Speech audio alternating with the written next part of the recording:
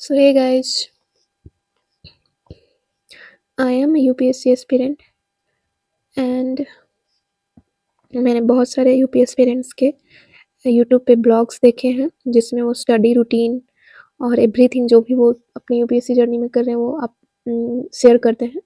So I thought कि मुझे भी कुछ चीज़ें शेयर करनी चाहिए being as a student. So so I thought कि मुझे जो भी मैं क्लासेस करती हूँ और उसके जो भी मैं रिवीजन करती हूँ आई मीन मेरे माइंड में क्लियरली जितने कॉन्सेप्ट्स ईजिली समझ में आ जाते हैं वो सब मैं लाइव वीडियो रिकॉर्ड करके आई मीन लाइव में नहीं जा करके बल्कि लाइव वीडियो रिकॉर्ड करके जो भी मेरे माइंड में उस वक्त आता है वो सब शेयर करूँ। सो अभी मैं यूपीएससी सी सेट्स का रीजनिंग की क्लासेस मैंने की है। सो मैं वो जो भी मैंने उसमें कॉन्सेप्ट्स मेरे माइंड में आया है, जो भी मैंने सीखा है वो सब मैं इस क्लास में और इस रिवीजन वीडियो में शेयर करने वाली हूँ। So let's get started. तो रीजनिंग में फर्स्ट चैप्टर कैलेंडर से है।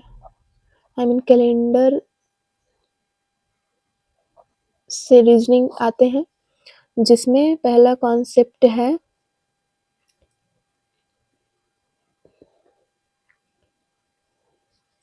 जिसमें मंथ के कोड्स हैं। सबसे पहले तो मंथ के कोड्स हैं आई मीन जनवरी, फरवरी, मार्च, अप्रैल, मई, जून, जुलाई, अगस्त, सितंबर, अक्टूबर, नवंबर, दिसंबर, जिसके कोड्स हैं 144, 025, 036, 146 जो हमें रिमेंबर करने हैं।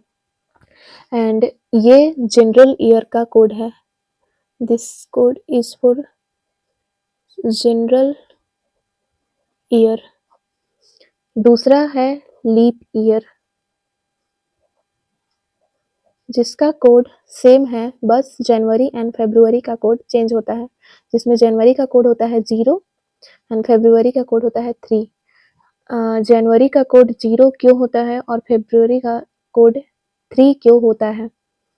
सो जनवरी का कोड 0 क्यों होता है?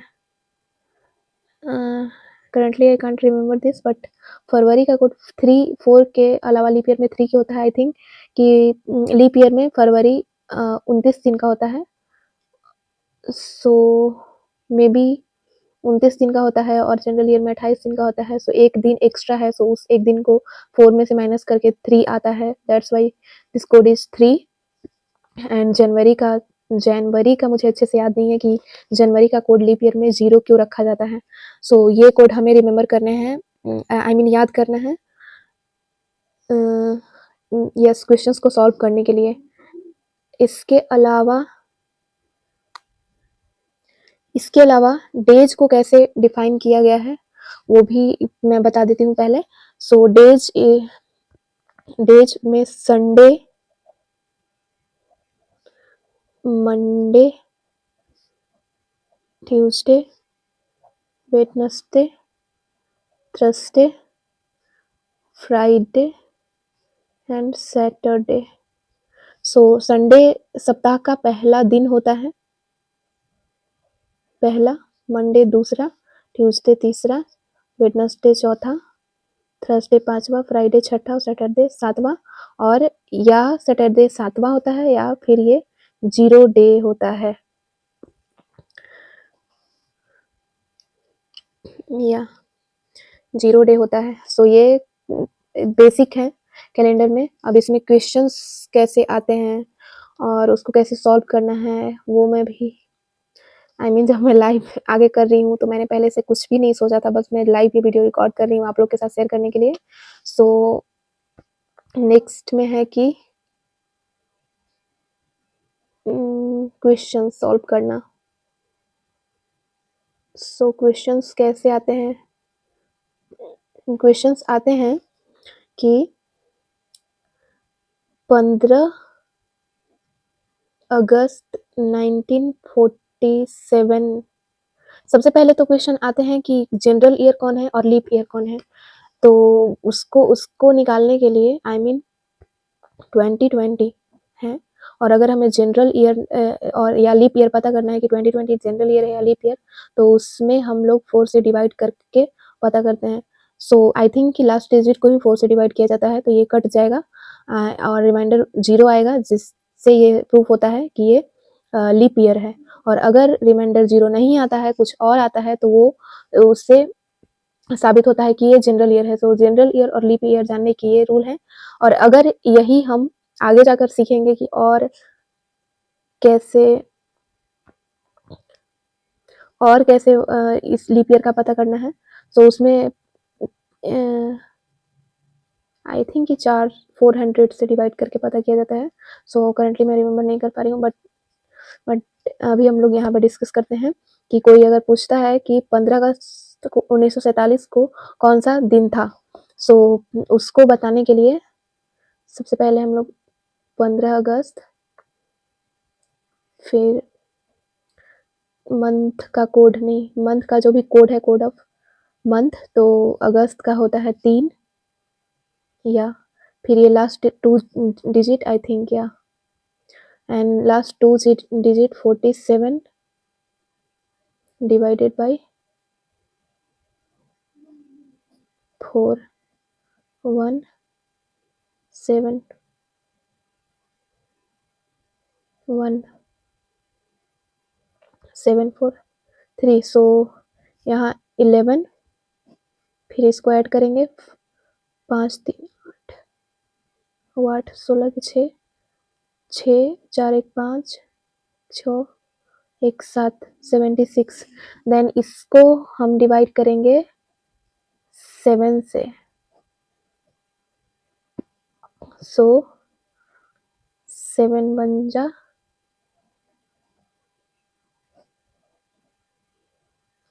कट जाएगा और रिमाइंडर बचेगा 6। तो छठा दिन होता है फ्राइडे। सो इससे ये आता है कि 15 अगस्त 1947 को फ्राइडे था। So this is the answer. और ऐसे क्वेश्चंस को हमें सॉल्व करना होता है। सो करंटली मैं अब या वीडियो नहीं आ रहा था। सो रिमाइंडर में यहाँ 6 बजता है, और 6 कौन सा डे होता है, वो होता है फ्राइडे। सो 15 अगस्त 1947 को फ्राइडे था, तो ये हमें पता चल गया। देन उसके बाद एक और चीज हमें याद रखनी है, वो है कि सेंचुरी, या अगर कोई हमें सेंचुरी को पता करने के लिए बोलता है कि ये लीप ईयर है या फिर जनरल ईयर, तो इसमें हम लोग 400 से डिवाइड करेंगे। और ये 1800 सेंचुरी लीप ईयर है या फिर जनरल ईयर, तो ये 400 से डिवाइड नहीं होगा, इसलिए आई मीन रिमाइंडर कुछ बचेगा, इसलिए ये जनरल ईयर है। और ऐसे ही हमें कुछ और कोड्स हैं जो याद करने हैं, जैसे कि 1800 से 1900 या 1900 में रिमाइंडर +2 करके हमारा आंसर आएगा कि अगर हमें 18 से 1900 के बीच का कोई दिन पूछता है कि उस दिन उस इस डेट को इसी में क्या था, तो हमें रिमाइंडर +2 करके उसका आंसर देना है। देन अगर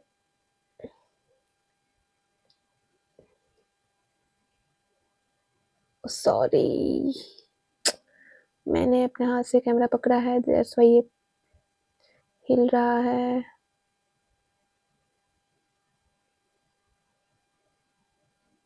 ये ज़्यादा ही फंबल कर रहा है। सो R+2 1900, फिर 1900 से 2000, 2000 से, या फिर 1900 से 2000 के बीच नॉर्मल रहेगा। I mean reminder is equal to day, और यहाँ पे reminder +2 is equal to day. फिर 2000 से 2099 तक reminder -1 is equal to day. या दैट इज द फॉर्मूला, जिसके बेस पे हमें आंसर करना है कि इस साल में इस दिन को इस तारीख को कौन सा दिन था।